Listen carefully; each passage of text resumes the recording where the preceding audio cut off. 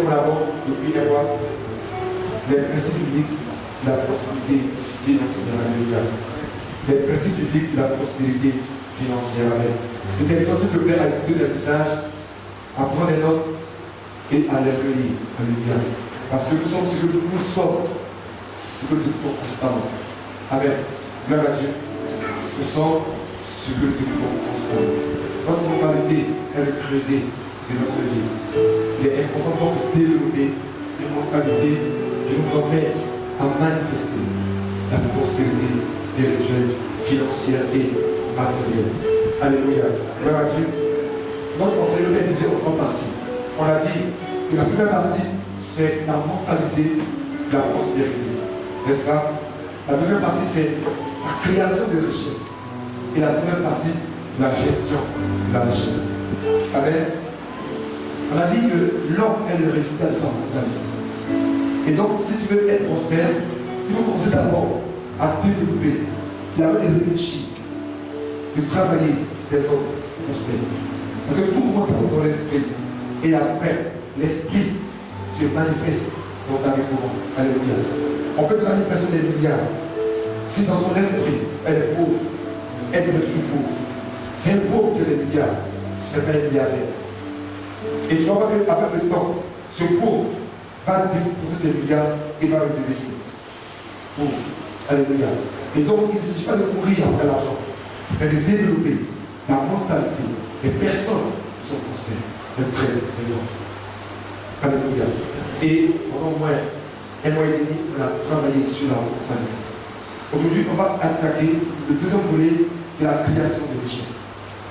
Alléluia. Comment produire la richesse? Ce cours ne serait pas un cours d'économie, où on te dit, investis dans telle affaire. Non, ce n'est pas ça. Ça peut comment on te dit, si tu investis dans les maisons, sans richesse. Non, on va développer les principes de Dieu pour produire la richesse. Alléluia. Est-ce que nous sommes s'il vous plaît? Amen. On va ensemble travailler là-dessus. Qui est dans la salle normale, côté droit? Dans la salle qui a la côté droit? Personne? Non.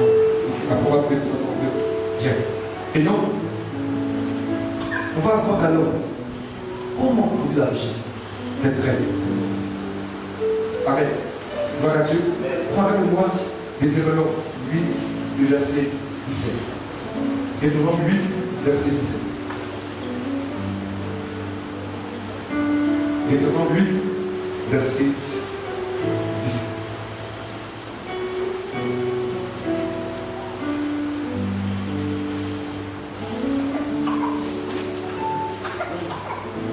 Je lis. Garde-toi de dire en ton cœur, ma force et la puissance de ma main m'ont acquis ces richesses. Souviens-toi de l'Éternel ton Dieu, car c'est lui qui donnera de la force pour les acquérir, afin de confirmer, comme il le fait aujourd'hui, son alliance qu'il a jurée à des pères. Alléluia. C'est Moïse qui parle d'Israël avant d'entrer à Canaan. Il dit, garde-toi de dire dans ton cœur, ma force et ma puissance m'ont acquis ces richesses.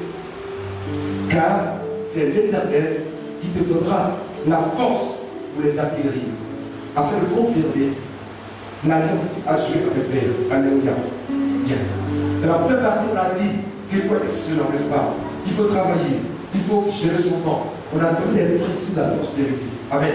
Ça marche. Mais bien aimé, tu peux être excellent, être intelligent, travailler dur et être pauvre. On va entrer dans notre dimension de la prospérité des enfants de Dieu. Alléluia. On va entrer dans notre domaine, une clé par laquelle les enfants de Dieu peuvent être prospères. En Ecclésiaste 9, verset 11. Quelqu'un peut dire moi, Ecclésiaste 9, verset 11. Ecclésiaste 9, verset 11. Ecclésiaste 9, verset 11. Je dis, j'ai encore vu sous le soleil que la course n'est pas aux agiles, ni la guerre aux vaillants, ni le pain aux sages, ni la richesse aux intelligents, ni la faveur aux savants, des circonstances. Amen. Gloire à Dieu. Donc, la Bible de Deutéronome qui dit, bien aimé, ne dis pas que tout est riche, c'est ma sagesse. Non. C'est ma force, non.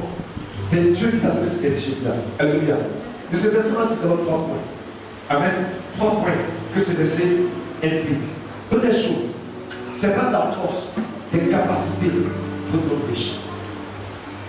Si une personne travaille dur, dans un désert, vous serez du riz, dans tout son travail, il va récolter.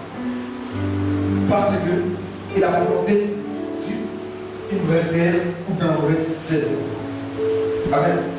Si c'est la saison de pluie, que tu sais, c'est quoi cette force de pluie, tu ne récolteras pas. Pas parce que tu n'as pas travaillé, mais parce que la saison n'est pas favorable. Alléluia. Or, la saison ne dépend pas de toi. La saison est contrôlée par Dieu. Alléluia. Donc, tu peux travailler dur et ne pas réussir. Donc, ça nous dit, j'ai observé que la course n'est pas aux agiles. La victoire n'est pas aux vaillants.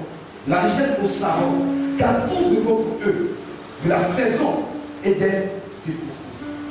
Tout dépend pour eux de la saison et des circonstances. On va se voir des examens. Et les élèves sont les premiers de leur classe, de leur promotion. Mais la veille de l'examen, ils tombent malades. Ils composent, ils grelottent.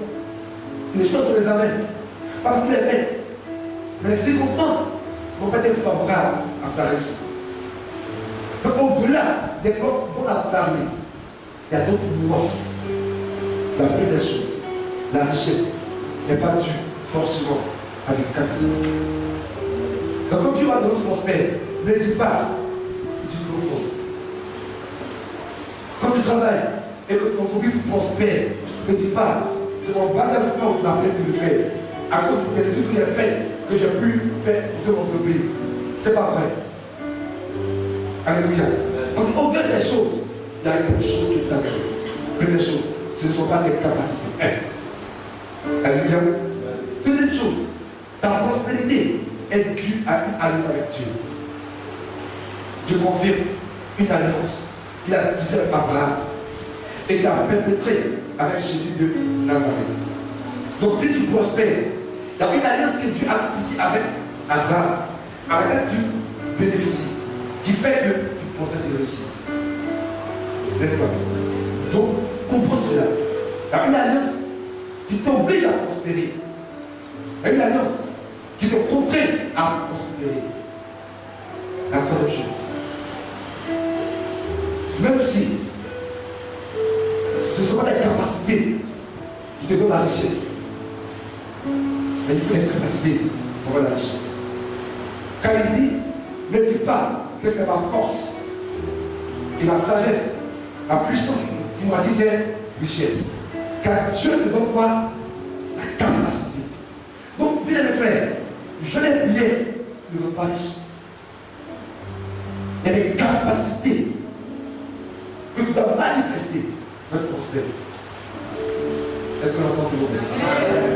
Même si ce n'est pas ta force, il y a quand même des capacités que tu dois développer pour être prospère. Car quand je te prière, ça donne baptême du Saint-Esprit, ça ne va pas prospérer. Il y a d'autres capacités qu'on va développer pour être prospère. C'est très important. Aujourd'hui, on va aborder un thème qui est découvrir Jéhovah Jireh. Découvrir Jéhovah Jireh. Jéhovah Jireh, c'est le Dieu qui nous voit dans tes soucis. Amen. Avant cela, je vais d'abord lever 2 éléments importants de la découverte de Jéhovah Jireh. Pourquoi beaucoup d'enfants de Dieu n'arrivent pas à entrer dans la prospérité? Beaucoup d'enfants de Dieu n'arrivent pas à entrer dans la prospérité. Parce que, ils prennent le travail, leur patron, leur épouse, leur époux, leurs parents comme étant la source de la richesse. Ils prennent leur travail, Ils prennent leurs parents comme étant la source de leur richesse. Alléluia. Ces personnes ne comptent pas sur Dieu, que Dieu puisse pouvoir. Aussi longtemps que tu vas compter sur une source autre que Dieu, tu seras limité de ta prospérité. Pourquoi? Parce que la ressource est à l'image de la source. Je reprends. La ressource est à l'image de la source. Qu'est-ce que je veux dire? Si tu prends un métal de valeur pour fabriquer une chaise, cette chaise aura de la valeur. Pourquoi? Parce qu'elle provient d'un métal qui a de la valeur. Donc la ressource a les caractéristiques de la source. Mais en même temps, la ressource est limitée par la source. Amen. Si tu dois puiser de l'eau dans un puits, tu ne peux puiser plus d'eau que le contient le puits. Gloire à Dieu. On me comprend. Donc, si un puits contient 1000 litres d'eau, tout ce que tu peux avoir comme eau, c'est 1000 litres d'eau. Donc, si ton père est ta source, tu ne pourras jamais aller au-delà de la richesse de ton père. Or, dans ta destinée et les projets que tu te donnes, pour lesquels les hommes ne peuvent pas suffire. Première chose. Ton travail n'est pas ta source. Dieu est ta source. Le travail, ton père, ta mère, sont les canaux dans lesquels Dieu passe pour t'approvisionner. La Bible déclare que du jardin d'Éden sortait un fleuve qui se disait 4 bras. Donc, ton père ou ton travail peut être un bras par lequel Dieu passe pour t'approvisionner. Mais le fleuve n'est pas ta source. Dieu est la source. Donc, même si ton patron te dit qu'on te chasse, c'est un fleuve. Tu été fermé. Mais quand Dieu ferme une porte, ouvre un portail. Je dis à quelqu'un, quand Dieu ouvre un portail, dans ta destinée, quand Dieu ouvre un portail, afin que tu puisses entrer dans ce portail, pour que vous savez, Jésus Nazareth. L'homme n'est pas ta source. Peut-être que l'homme n'est pas connaître. L'homme n'est pas ta source. Donc, quand on a un challenge, un défi, on dit voilà, bien les frères, il te faut 10 millions. Ne pose pas automatiquement qui je vais voir. Quand tu dis je vais aller dans mon nom, c'est-à-dire inconsciemment, ce truc-là, il est ta source. Alléluia. C'est ton rocher. Or, on sait, sur la parole de Dieu, que ce qu'on peut comme fondement détermine notre stabilité. Si ton mari, ton épouse, ton père, ta mère est ton fondement, si c'est cool, tu t'écrouleras. Quand tu as un challenge, va voir Dieu. Seigneur, il me faut 10 millions. Comment je fais? Il peut te dire maintenant, voici le fleuve pour lequel je vais passer pour t'approvisionner. Va voir telle personne. Là, c'est Dieu qui te l'a dit. Mais toi-même, il fait des calculs, il dit ce donc-là, comme des ministres, de 10 millions. Est-ce que vous savez ce que vous allez dire? Merci Dieu. Première chose. Deuxième chose. On a une erreur que nous commettons souvent. Et je prie Dieu. Comme ça, là-dedans, quand je parle de ce message, je dis Dieu, moi aussi délivre-moi. Il faut que je chante cette dimension de Jéhovah Jireh. Alléluia.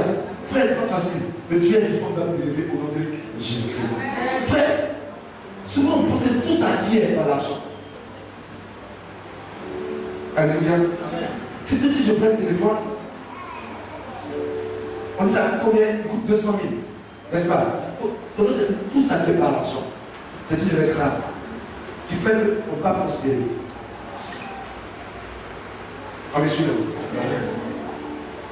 L'argent a 2 ou 3 fonctions. À 3 fonctions dont je vais parler rapidement. Et puis je vais entrer pour expliquer. L'argent a une fonction d'étalon de valeur. C'est-à-dire, on dit cette batterie, elle coûte 300 000. Donc l'argent peut déterminer la valeur d'une chose. Vous comprenez? Ça coûte 300 000. Tu vois cette voiture-là, elle coûte 100 millions. N'est-ce pas? Donc c'est un moyen de donner la valeur à une chose, à un produit. Amen. L'argent est un moyen, est un intermédiaire d'échange. C'est-à-dire, l'argent te permet de prendre ce que tu as, vous pouvez changer comme la batterie. Vous pouvez suivre. Je ne vais pas le choix, s'il vous plaît. C'est qu'on fait un peu d'économie, mais ce n'est pas grave. Suivez-moi, s'il vous plaît. Donc j'ai dit, l'argent peut être valer quelque chose. Mais la valeur quelque chose. C'est bon. Cette batterie coûte 300 000. Cette voiture, elle coûte 10 millions. Alléluia. Donc on donne la valeur à la batterie, la valeur à la voiture. L'argent te permet d'acquérir quelque chose. C'est-à-dire, je vais acheter ce portable.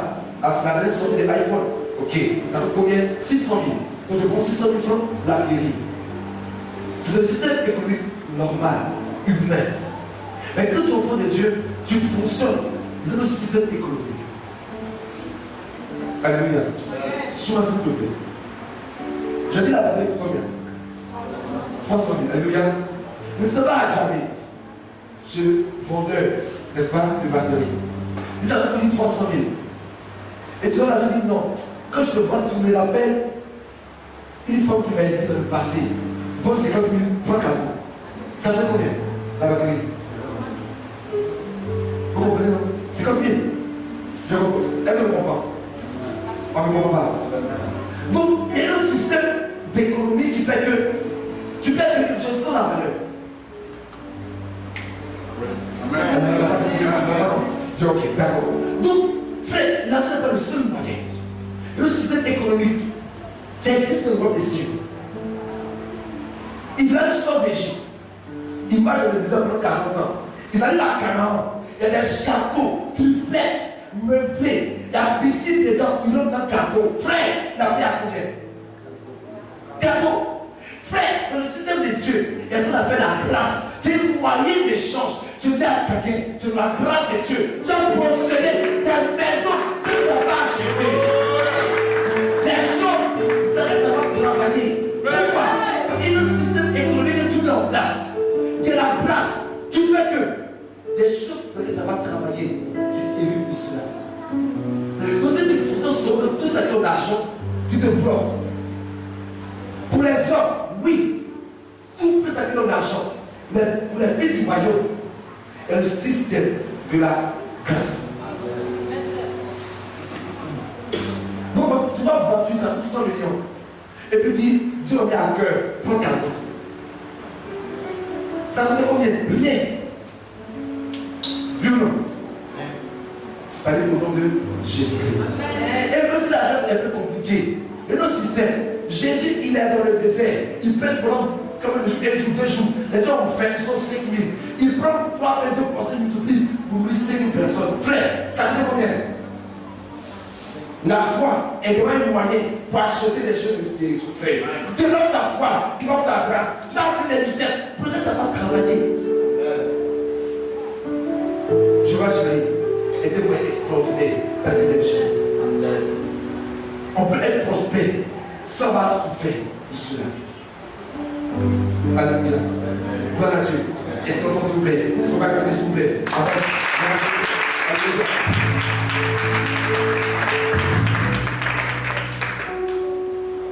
Maintenant, on va voir alors comment développer, découvrir Jéhovah Jireh. D'abord, la première que on va développer aujourd'hui, c'est qui est la priorité. Les disciples avaient un problème. Jésus a dit, cherchez premièrement le roi de Dieu, sa justice. Et toutes ces choses nous seront données par-dessus tout. Bien mes frères, si tu es entré dans la dimension de Jéhovah Jireh, la première chose, c'est que Dieu soit le premier dans ta vie. C'est très important. C'est très très important. Amen. Amen. C'est très très important. Dieu doit dans ta vie être le premier. Jéhovah Jireh est découvert lorsque nous faisons de Dieu le premier de notre vie. Il s'appelle l'alpha et l'oméga, le premier et le dernier. Aussi longtemps que tu ne feras de ta priorité, il ne fera pas de toi sa priorité. La priorité d'une personne détermine sa vie. La manière dont tu organises ta vie, que tu es en première place, détermine ce que tu obtiens. Beaucoup de personnes ne réussissent pas dans la vie à prospérer. Pas parce que Dieu ne veut pas qu'elles prospèrent, même parce que ces personnes ne font pas de Dieu leur priorité. L'un des plus riches de la Bible, le plus riche de l'humanité, c'est Salomon. Quel est la clé qu'il a découvert? Salomon a fait à Dieu une offrande. Alléluia. Et il dormait. Dieu veut le voir en souvenir. Mon ami, que veux-tu que je fasse pour toi? Salomon dit Dieu, donne la sagesse afin que je puisse conduire le peuple que tu m'as donné. Car c'est un peuple nombreux, puissant, et tu es l'enfant. Je dis Salomon, parce que tu as fait de moi la priorité, je te donne d'abord la sagesse. Est-ce que tu n'as pas demandé que tu veux prospérer? C'est dans quel but? Tu veux avoir l'argent comme le fait en soi ou être prospère pour la gloire de Dieu. Quand tu veux avoir une voiture, c'est dans quel but? Ce que tu recherches, c'est dans quel but? Si Dieu n'a pas la priorité, mais ce que tu demandes est légitime, il ne te donne pas. On peut donner une bonne chose avec une nouvelle mobile.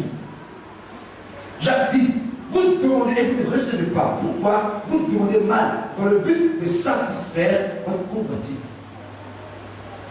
Habiller, jeter, pleurer, implorer, supplier pendant des années. Elle n'a pas eu d'enfant. Pourquoi? Elle pleurait, elle priait parce que Pénina, sur le moyen d'aide, il n'a pas le traité. Elle pleurait, elle priait parce qu'elle souffrait. Dieu n'a pas écouté. Le jour où elle a dit à Dieu, je donne cet enfant que tu donneras. Elle a changé de priorité. Elle a dit Dieu en premier. Dieu a brisé la stérilité de sa vie. Souvent nous sommes stériles de nos vies, pas parce que Dieu m'a béni, mais parce que Dieu n'est pas notre priorité. Je veux travailler, je veux me marier, parce que c'est bon de moi. Frère, Dieu n'écoute pas ça. Dans ta vie, quelle est la place que tu donnes à Dieu? Quelle est la place de Dieu dans ta vie? Si Dieu n'est pas le premier chez nous, on ne sera pas les premiers chez nous. C'est clair. Ceux qui prospèrent, ceux qui réussissent dans la vie de Dieu, ils font tout pour la gloire de Dieu. Dieu dit, quoi que vous fassiez, faites tout pour la gloire de Dieu. Et donc, quand tu travailles pour la gloire de Dieu, Dieu dit alors ton partenaire dans ce que tu fais. Et te bénit. Fais de l'Éternel des délices. Il te donnera alors ce que ton cœur désire. Sauf dans 7 verset 4. Comme je fais de Dieu mes délices, ma priorité, l'objet de ma vie, de mon ministère, alors des choses que je n'ai pas demandées, il me les donne. Veux-tu prospérer? Veux-tu que tes affaires prospèrent? Ton voyage se manifeste bien, que ta femme soit bénie. Frère, faites ces choses que tu savais aussi. C'est capital. Alléluia. Dieu est. Regarde les commandements. Dans les 10 commandements, tu verras que les 4 premiers commandements ont rapport avec Dieu. Dieu fait tout pour lui d'abord. La Bible dit Dieu fait toutes choses pour lui. Ton travail, c'est pour lui. Ton voyage, c'est pour lui. Donc si tu ne comprends pas ça, que tu ne sers de Dieu, Dieu n'est pas ton esclave. On ne se sert pas de Dieu. Dieu se sert de nous. Il est important qu'on le comprenne. C'est que je vais prospérer. Il faut que je voyage, il faut que j'ai de l'argent. Dans quel but? Dieu n'est pas employé. C'est très important. Clé numéro 1, pour découvrir Jéhovah Jireh, il faut comprendre que Dieu est la priorité. Quand je travaille, quand je dis à Dieu, bénis-moi. Vous savez, les gens, même dans le ministère, je fais 4 jours de jeûne plusieurs fois, nous avons l'onction. Il y a des gens qui font les 3 jours de jeûne prière, j'ai eu l'onction. Je me mets, je veux prier. De chakaya, c'est embrasse-toi. Après, dans le nation, on sache que c'est du prophète. Ça, là, tu vas jouer une nuit dans le monde sur les yeux. Parce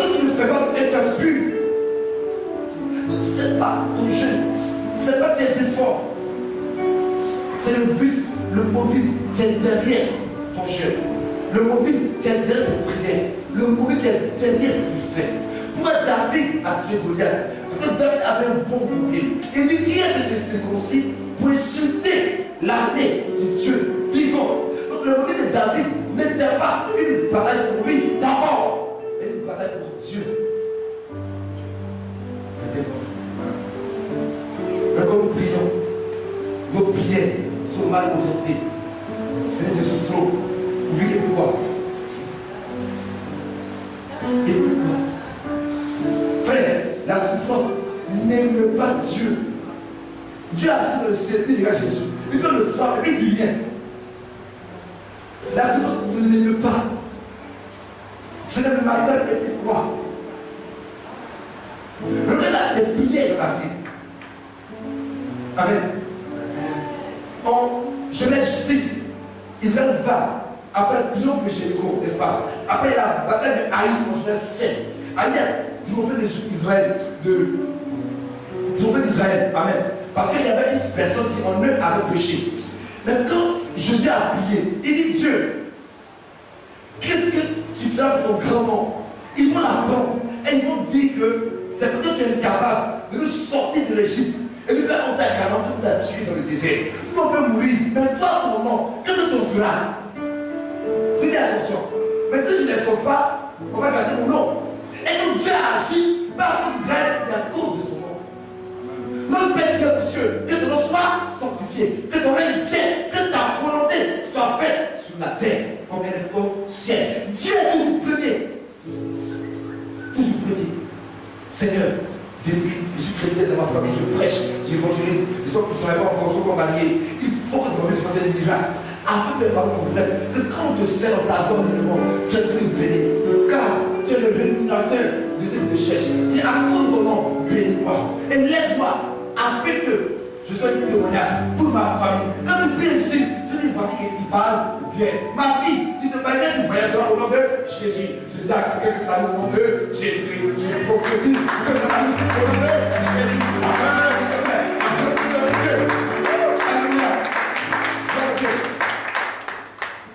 Amen. Amen. C'est important de les frères. Première chose, quelle est la soif? C'est quoi ta priorité? Alléluia. Et donc on va continuer dans notre message avec. Également, on va comprendre une chose. La terre et tout ce qu'elle en fait appartient à Dieu. Psaume 24, verset 1. La terre et tout ce qu'elle en fait appartient à Dieu. Donc sur la terre, il n'y a rien qui est pour toi.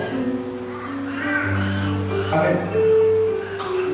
Ce qu'on appelle la Seigneurie de Dieu. Quand Dieu est Seigneur, ça veut dire que tout lui appartient. Alléluia. Quand il dit Seigneur Jésus, ça veut dire que tout lui appartient.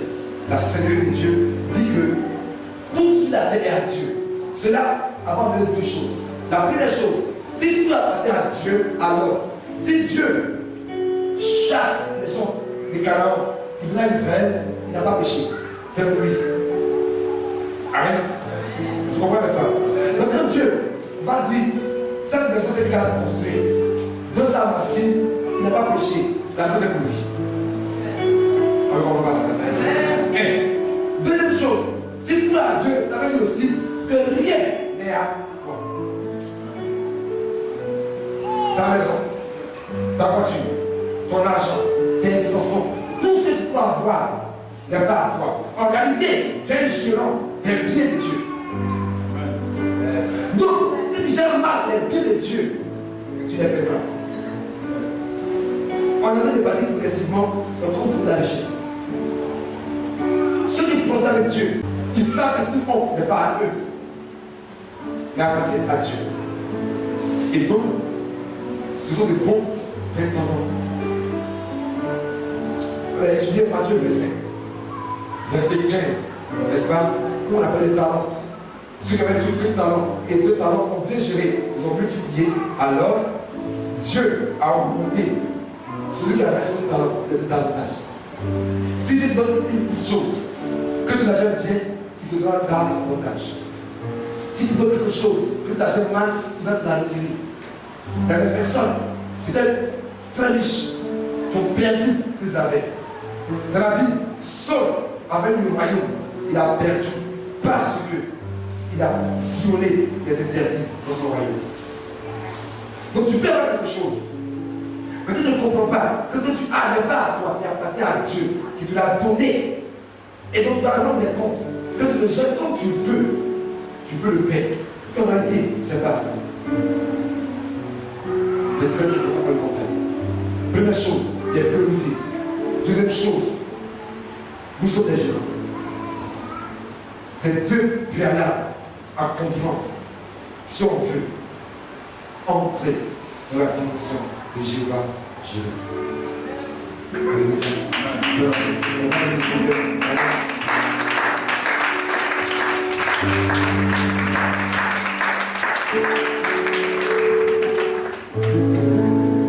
Maintenant, on va voir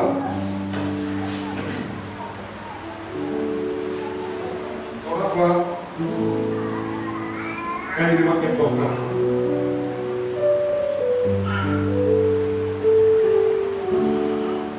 Il est souvent difficile de prêcher là-dessus. Mais comme je suis à la maison, je vais parler là-dessus. Alléluia. Bien mes frères.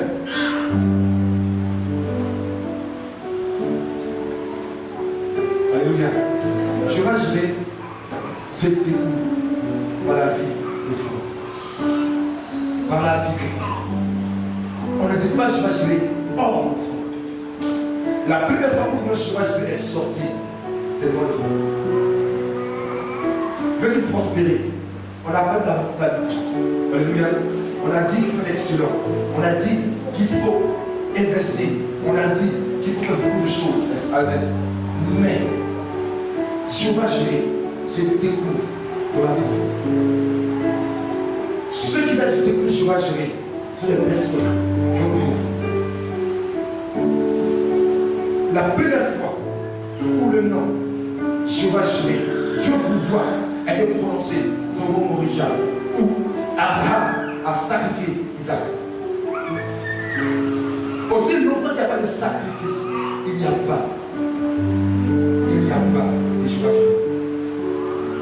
Le problème de l'église, c'est que le diable a exagéré cette chose. Donc les gens ont peur qu'on n'ait pas d'offrande. Mais bien aimé, c'est le piège de l'ennemi. C'est le piège de l'ennemi. Il faut non seulement équilibrer sur l'offrande. C'est très important. C'est très important. Quand pas d'offrande, ne sois pas inquiet. Alléluia.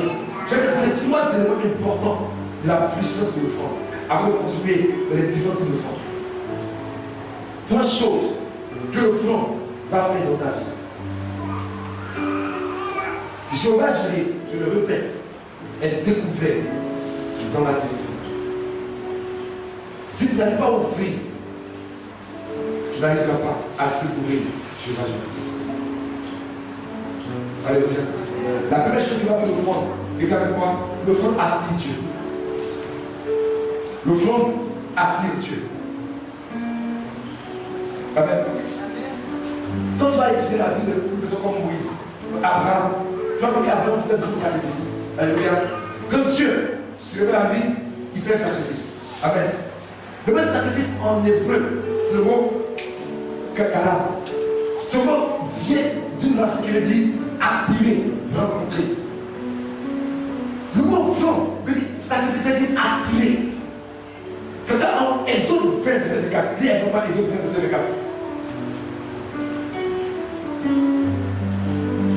Amen. Je le prends. Exode 20, verset 24. Le mot offrande, le mot sacrifice, signifie, vient du mot qui veut dire attirer. Donc l'offrande attire Dieu. Alléluia. Exode 20, verset 24, je lis. Tu me lèveras un autel de terre sur lequel tu offriras tes holocaustes et tes sacrifices d'action de grâce, des brebis et des bœufs. Partout où je rappellerai mon nom, je viendrai à toi et je te bénirai. Dieu dit, tu me lèveras l'autel, tu offres des sacrifices et je viendrai à toi. L'autel est un lieu de rencontre entre la divinité et l'humanité. L'autel est un point de contact, de rencontre entre la divinité et l'humanité. Vous savez, un autel, là où on va toujours faire des sacrifices, il y a toujours un lieu de contact entre la divinité et l'humanité. Ton offrande attire Dieu dans ta vie. Veux-tu que Dieu dans ta vie ait une piste d'atterrissage pour la faveur? Sois une personne qui fait des efforts.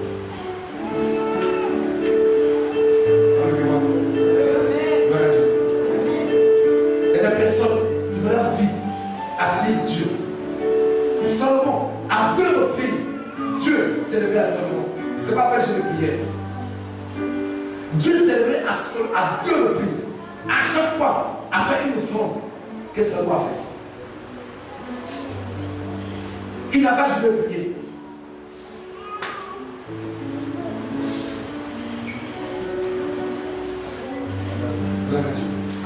Est-ce que la réponse s'il vous plaît? On va pas permettre s'il vous plaît.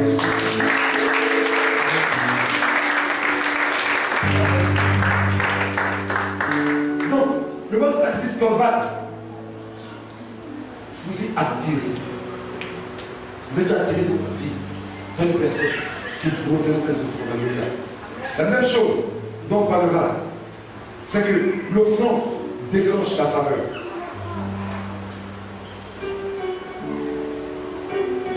L'offrande déclenche quoi? La faveur. Je prends Exode 11, Proverbe 11, 24. Tel qui donne librement devient plus riche. Et tel qui n'est pas dans l'excès ne faut que s'approprier. L'âme bienfaisante sera rassasiée. Et celui qui arrose sera lui-même arrosé.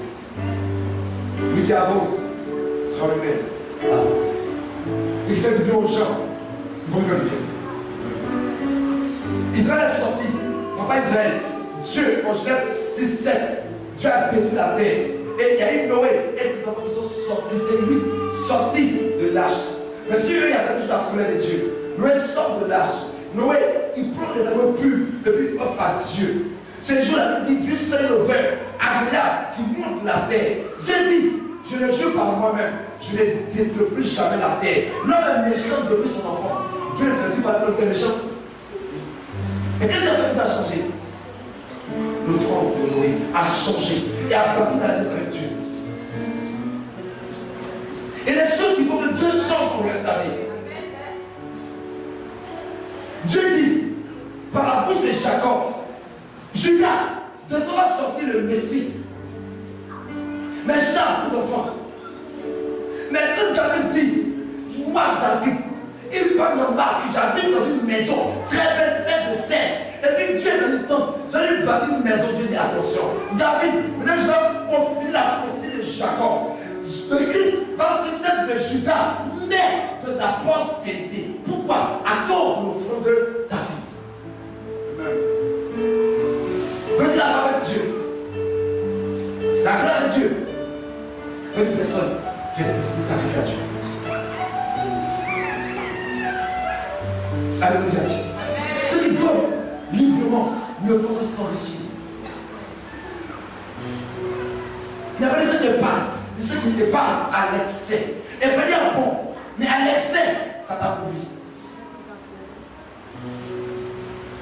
Dans une cour, Dieu t'a fait grâce de travail, tu es béni, mais tes voisins, tu as des soucis. On dit 31 décembre, on va le 1er janvier, tu vas ton voisin, tu sais, toi-même tu sais que ces enfants qui sont là, ils ne vont pas manger au poulet, ils vont manger ce poisson mal. Tu sais, mais toi tu as 10 poulets, et puis tu gardes plutôt au 5. Tu peux, ça ne fait pas de 2 poulets, parce que monsieur. Ça fait quoi? Ça fait quoi? Tu dis à l'église, frère, il a une seule chaussure, un seul pantalon, une seule chemise. Tu le vois. Dis Dieu doit te bénir. Mais entre dans ta poche, il y a de l'argent. Parce que Dieu veut passer pour me bénir. Prions comment? Tout va agir. C'est pas que tu oublies. Dieu veut que tu exauces ta vie sans bien. Ta bonté te favorise. Et les personnes, parce qu'elles vont, elles sont appréciées. On les aime. Pourquoi? Elles sont bonnes. Elles sacrifient. Quand tu es méchant, tu peux sourire, mais dans l'esprit spirituel, ton vrai est noir. Et je ne t'aime pas. Frère, sur la terre, l'un des animaux, le plus beau, c'est le serpent. Il est beau, sauter un point. Mais quand tu le vois, ça te protège, tu n'aimes pas ça. Tout qui est méchant, il peut être beau, mais quand tu le vois clairement, tu dis là, il n'est pas bon, il est méchant. Et les gens, apparemment c'est pas beau, les êtres de Dieu, on leur ouvre des portes. Frère, c'est pas je veux prier, ils sont bons. Le cœur est bon au cœur. Comment est le cœur? Combien de gens se passent par l'église? Comment est le cœur? Qui est le pauvre, prêt à l'intérêt, tu lui rendras selon son œuvre. Comment est le cœur?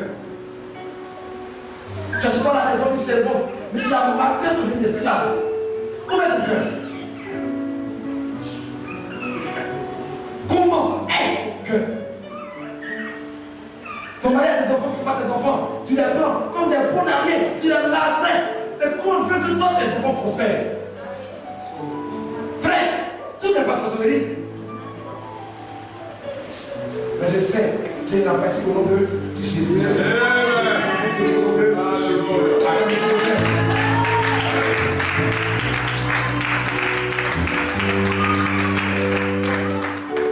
Alléluia.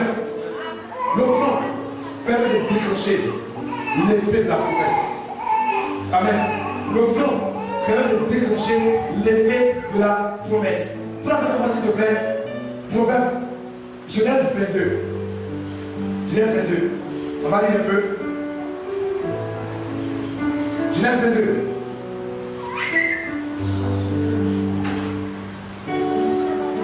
Genèse 22, tu lis. Je vais sauter le passage. 22, verset 1. Après ces choses, Dieu mit Abraham à l'épreuve. Il lui dit, Abraham, et il répondit, le voici. Dieu dit, prends ton fils, ton unique, celui que tu aimes, Isaac, va-t'en au pays de Moria, et là, offre-le l'Holocauste sur l'une des montagnes que je te dirai.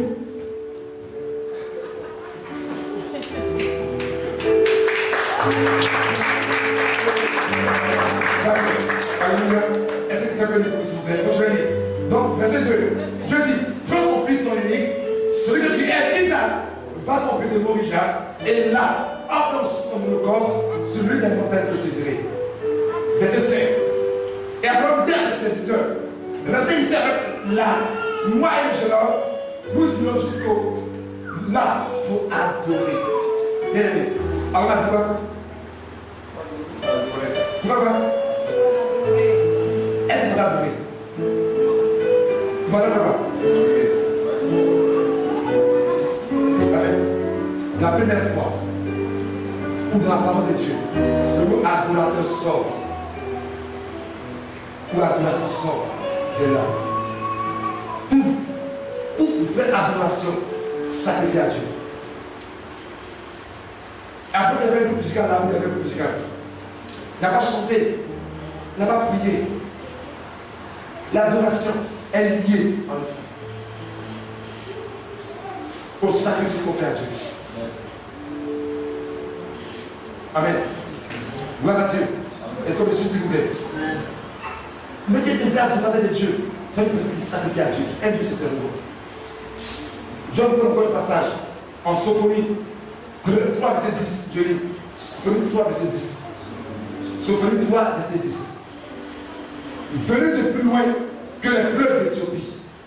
Mes adorateurs, ceux que j'ai dispersés, m'apporteront des offrandes. Le mot adorateur encore apparaît.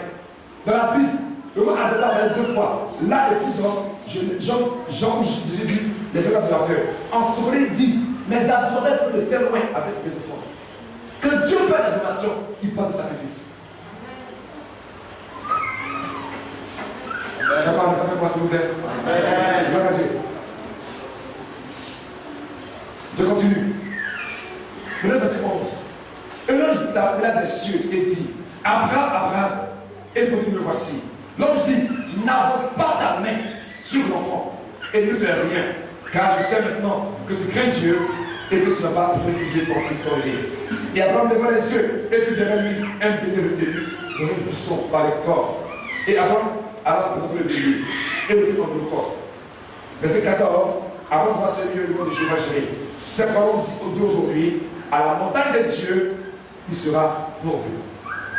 Verset 15, l'homme appelle son foi et dit, je le jure par ma main, parole de l'Éternel, parce que tu as fait cela et que tu n'as pas refusé ton fils ton unique, je te bénirai et je multiplierai ta prospérité, comme les étoiles du ciel et comme le sable est sur le bord de la mer. Et ta postérité possédera la porte de ses ennemis. Toutes les nations de la terre sont dans ta postérité, parce que tu as obéi à ma voix. Alléluia. Genèse 22. Or, en Genèse 12, Dieu dit à Abraham, je te bénirai. Genèse 13, 14, 15, 16, Dieu bénit Abraham. N'est-ce pas? Mais Dieu dit, parce que tu as fait cela. Donc, Abraham a déjà l'enfant Isaac. Amen. Mais si Abraham n'est pas sacrifié Isaac, la promesse donnée de lui ne s'accomplirait pas. Écoutez, monsieur. Dieu dit, parce que tu as fait cela. Ça nous dit, si Abraham n'est pas sacrifié Isaac, toutes les promesses enterrées que Dieu a données à Abraham ne s'accompliraient pas. Donc souvent tu pries, Seigneur, je vais travailler pour le mariage. Dieu donne le mariage. Mais ce que Dieu te donne, ce n'est pas le mariage, c'est une semence. Dieu donne une semence pour qu'il va nous toucher la semence. Il donne le mariage. Tu chantes à l'église. Mais quand tu as marié maintenant, quand tu disais, je n'ai pas le temps de chanter. Mon mari n'aime pas trop que je l'entende. Tu dis, ah bon, tu es capable de sacrifier. Ok. Est-ce que tu as promis après? N'arrive pas. Abraham a vécu toute sa vie à cause d'Isaac. C'est la promesse qu'il aime. C'est ce qu'il aime toute sa vie. Dieu dit à Abraham, sacrifie-moi ce que tu as le plus cher.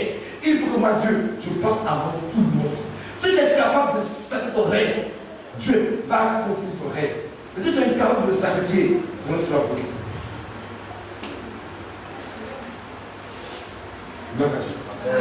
Est-ce que tu es avec moi ici? C'est les choses de ta peau. Je vais travailler. Dans le travail. Et tu commences à travailler. Le travail. Tu n'es pas occupé, tu ne peux plus. Tu n'es pas occupé, tu ne peux plus visiter à l'église. En dehors du contrôle du travail, tu ne prends le temps. Là, beaucoup de chrétiens, ils ont été venus visiter bloqués. Parce qu'on ne va pas se sacrifier. Leur Isaac. Quand tu ne se sacrifies pas dans Isaac, Dieu le multiplie. Si tu n'avais pas sacrifié ta promesse, Dieu la multipliera pas. Dieu te donne une chose, lui te dit, je dois la voir. Si tu es capable de lui donner, il va la multiplier. Et quand tu la gardes derrière toi, il va multiplier. Dieu va te bénir.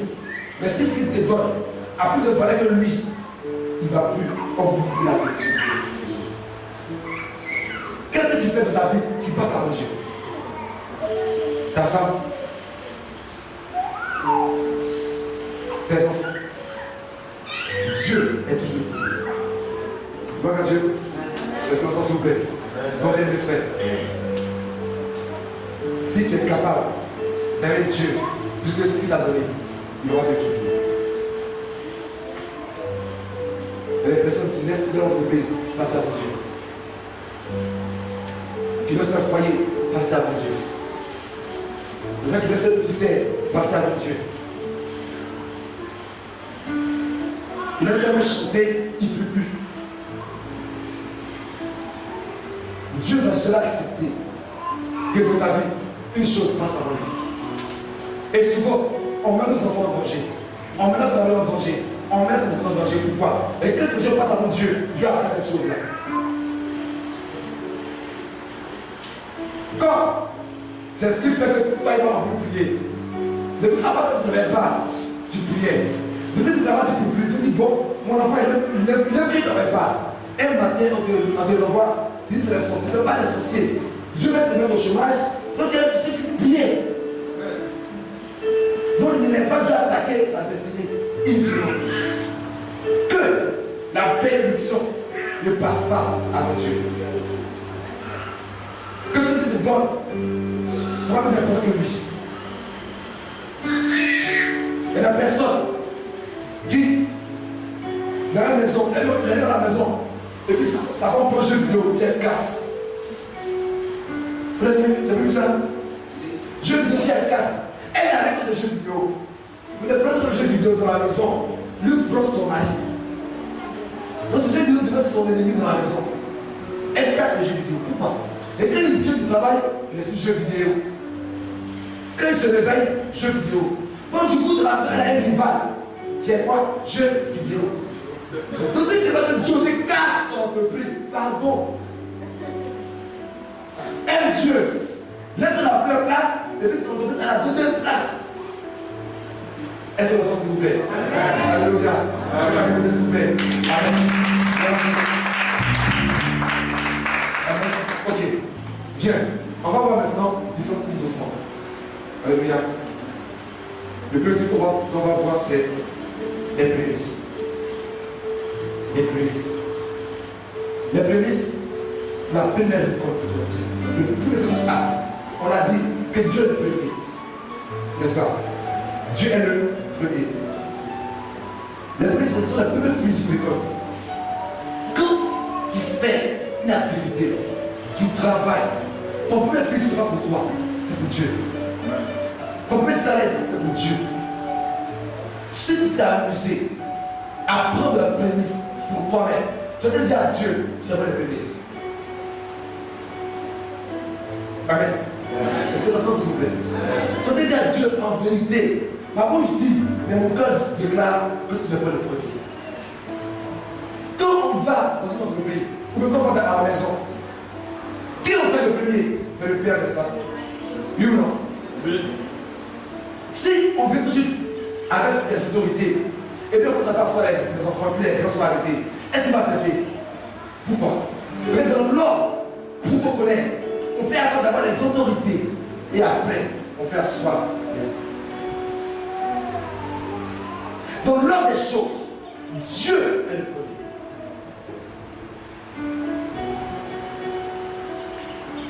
C'est pourquoi le Fils aîné soit Dieu dans l'Ancien Testament. Si tu ne comprends pas le mystère des prémices et que tu violes cela, tu es en danger. Tu es en danger. Parce que quand tu donnes la vie des prémices, tu lui dis Seigneur, je te reconnais comme le premier. Et alors Dieu s'est investi dans ton entreprise, dans ton travail. Ce que je vous dis, c'est ça les choses à appliquer. Quand on a commencé le ministère, la première offrande, en 2013, comme on a en 2014, on a commencé, on a tout pris dans le nom de Dieu. C'est la prémisse. Pourquoi les musiques, on a des instruments? C'est pas parce qu'on vient la dernière fois. Ils sont venus, les chansons de la dernière fois, ils m'ont dit, mais tu es étonné qu'après 2 ans, on a plus d'instruments. Mais c'est normal pour être un instrument. Quand je viens travailler, j'avais 3 mois de test. Derrière, pour les 3 mois, puis c'était fini. Mon premier salaire, j'avais payé des instruments. Et c'est je crois que j'avais des instruments. Micro et tout. Mon premier salaire. Mais je donnais à l'église en ce moment précis. Je donnais à une somme. Mais j'ai compris que 3 mois, on peut les changer à un contrat à durée indéterminée en faisant des actions très précises. J'ai vu ce que j'avais. En début du fait que je tombais à même le sol, même pas sur ta, tu pailles. Dans une église où je savais que je n'allais pas rester. Mon premier salaire, tu vas à la chaîne plus basse, les micros, l'œuvre de Dieu. Que je savais qu'il y a des principes qu'on ne veut pas. Les principes qu'on ne veut pas. Dieu dit, honore l'Éternel avec tes budgets. Et la prémisse de tout ton revenu.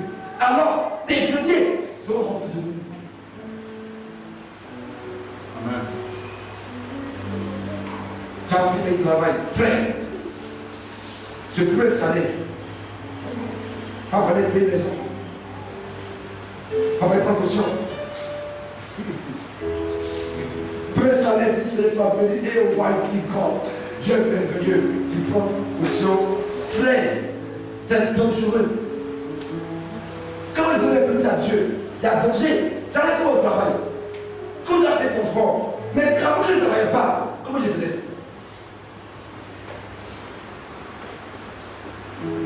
Alléluia.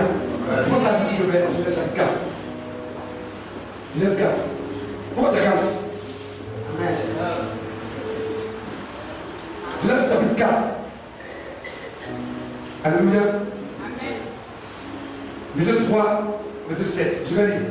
Je laisse 4, verset 3, verset 7. Au bout de ce même temps, Caïn fit à l'Éternel une offrande des fruits de la terre.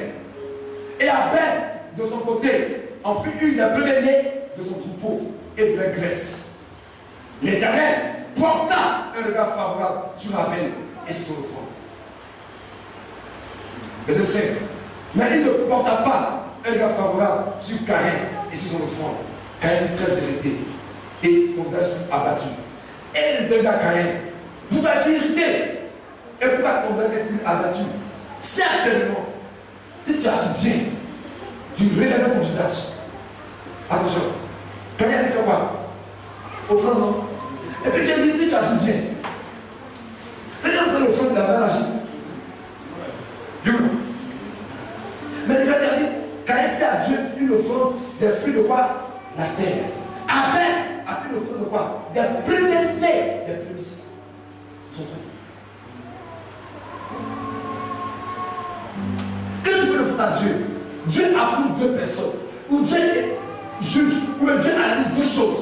Lui qui fait l'offrande et la chose qu'il offre. Quand tu fais une offrande, elle a dit dans les Hébreux chapitre 11 que Abel a fait son offrande par la foi.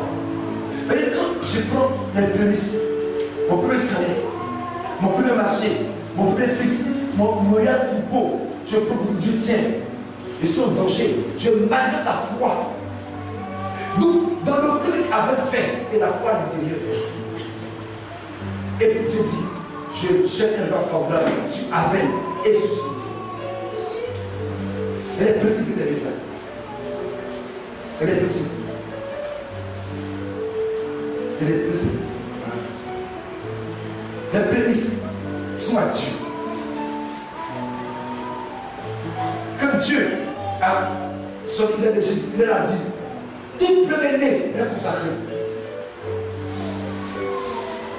Ton premier n'est pas à toi, il est à Dieu.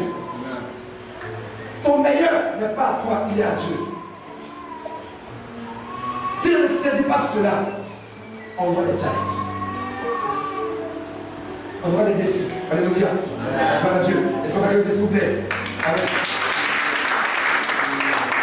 Alléluia. Gloire à Dieu. Amen. Donc, Abel a fait à Dieu les prémices de son réveil, les prémices de son troupeau. Et à cause de Dieu l'a dit, la foi est la clé qui déclenche Jéhovah Jireh. Parce que tu vas faire une offrande sans foi, c'est pas vrai. Je ne vais pas faire une offrande sans foi, c'est pas vrai. Pourquoi souvent vous faites des offrandes et il m'a béni? Parce qu'il n'y a pas la foi à l'intérieur. On fait des offrandes parce qu'on veut les faire. Quand tout le monde le fait, on le fait. L'offrande est volontaire. Mais si je ne voulais pas aller faire l'offrande, ils vont parler sur moi quand je fais mon offrande. Dieu n'appelle pas cela. Il faut le faire volontairement et par la foi. Je donne à Dieu, je suis convaincu que Dieu va le multiplier aussi. Je donne avec l'attente que Dieu va multiplier ce que j'ai donné. Voici la fin. Alléluia. Gloire à Dieu. Avec moi, j'ai encore un passage. Je le dis en 1 Corinthiens 16, verset 1 à 2. Je vais encore en fait. Je lis. Pour ce qui concerne la collecte en faveur des saints, avisez vous aussi, comme je l'ai ordonné aux églises de la Galatie, que chacun de vous, le premier jour de la semaine, mette à part chez lui ce qu'il pourra selon sa prospérité, afin qu'on n'attende pas mon arrivée pour régler les temps. J'ai dit le premier jour. Où ça? À la maison. Dieu passe toujours béni. C'est pas quand tu viens à l'église, tu vas te payer gâteau pour les enfants, un peu de frigolo, tu as dit qu'il n'y a pas de monnaie, tu dis bon, puis tu prends ça, là, Dieu ne bénit pas. Parce que le frère se prépare depuis le premier jour à la maison. Mais tu as fait des familles de dépenses. Il te laisse 300 francs, 10 000, 100 000. C'est pas ça Dieu. Dieu, c'est la manière dont tu dois d'abord regarder. Que chacun, le premier jour, je vais à la maison, mais à part la convenue. Alléluia. Gloire à Dieu. Gloire à Dieu. Est-ce que l'ensemble s'il vous plaît? Oui, c'est très important. Le temps de téléphone que j'en parle aujourd'hui, on va s'arrêter là. C'est la vie. La vie revient à Dieu. La vie revient à Dieu.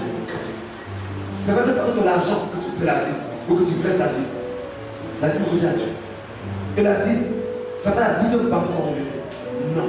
La vie, c'est la première 10e partie de ton revenu. Je reprends. La vie, ce n'est pas que j'ai 100 000. Ma vie est 10 000. C'est pas ça. J'ai 100 000. Ma vie, c'est les premiers 10 000. Je m'explique. Tu as ton salaire, tu vas à la maison, la première chose, tu payes d'abord le loyer, le courant, tous les débuts, maintenant c'est le reste, tu as mis la dîme dedans, c'est pas bien. Même si c'est le montant, c'est pas la dîme. Parce que ton loyer est passé avant Dieu.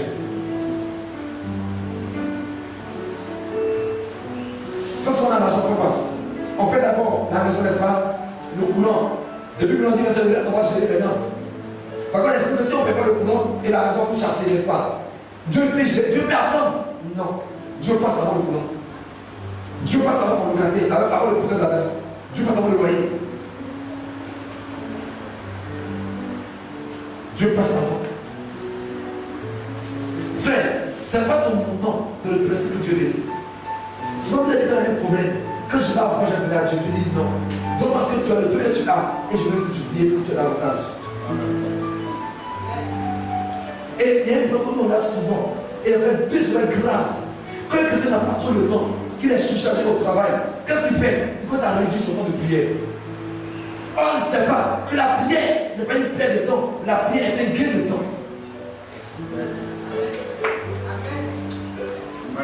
Il est occupé au travail. Donc, il n'a pas le temps et puis c'est dit Amen, il s'est au travail. Il ne sait pas, il va se surcharger. Or, quand il tire pour le temps de prier, Dieu peut tout arranger. Deuxième chose, quand il était à des problèmes financiers, il commence à réduire sa dîme et sa offrande. Or, il ne sait pas qu'il se met dans un trou où il ne peut pas sortir. Quand tu as des problèmes financiers, ne touche pas ta dîme et tes offrandes. Les offrandes ne sont pas une dépense, c'est un investissement.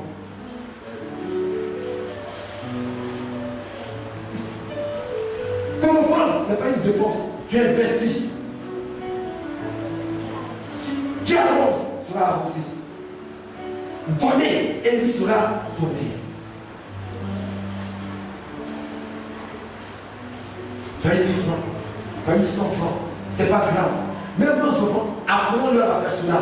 On leur donne chaque jour 100 francs pour le déjeuner. Ça va donner le mois, 3000. Tout mon petit était 3000 francs, on avait 300 francs. À la fin du mois, va payer 300 francs à Dieu. Dieu va te suivre de lui, frère.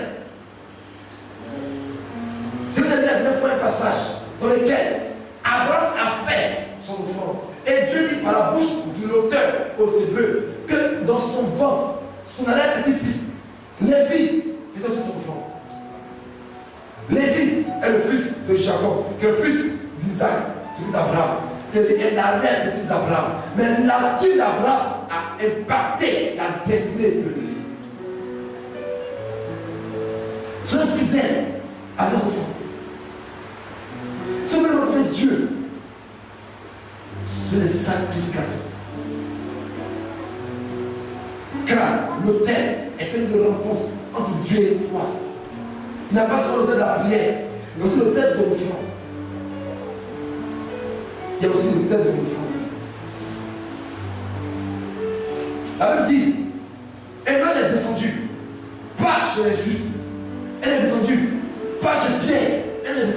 chez Corneille. Il dit, j'ai entendu tes prières et tes aumônes. Comment l'argent peut parler? Mais tu entends les aumônes de Corneille et ses prières. Et à cause de ça, Dieu lui a envoyé quelqu'un pour aller, Pierre, pour aller prier pour lui. Dieu dit la voix de ses aumônes. Dieu fait arrêter la vie d'une personne qui s'appelle Ézéchias. Il a dit à Dieu, souviens-toi de ce que j'ai fait dans la maison. Dieu dit à cause de Ézéchias, tu ne voudras pas, tu as fait 15 ans encore. Pourquoi? Ses actions ont pris sa faveur. Je sais que le paradis est très bon. Mais la première fois dans la Bible où j'ai vu des gens, on dit on ne veut pas qu'il y ait le paradis, il reste la tête aussi. C'est ta vie à ton casse. Elle est morte, on dit mon ami, celle-là, elle ne voudra pas être dans la vie. Pourquoi? Pierre, qu'elle est dans la vie. Pourquoi? Elle a fait des dons, celle qui fait les habits dans toute l'église, celle qui fait les gens, les orphelins. Elle est bien. Il ne faut pas qu'elle ait le paradis, elle va réfléchir sur la terre. Ils sont laissés Pierre. Vous voulez prier pour elle, pour elle dans la vie. Pourquoi? À cause de ses dons. Est-ce que tes dons peuvent faire ta faveur? Est-ce que tu peux aider les gens? Soutenir les enfants des orphelins? Aider l'œuvre de Dieu? T'attacher à Dieu afin que même que tu te tes dons pas dans ta faveur. Est-ce que tu le peux?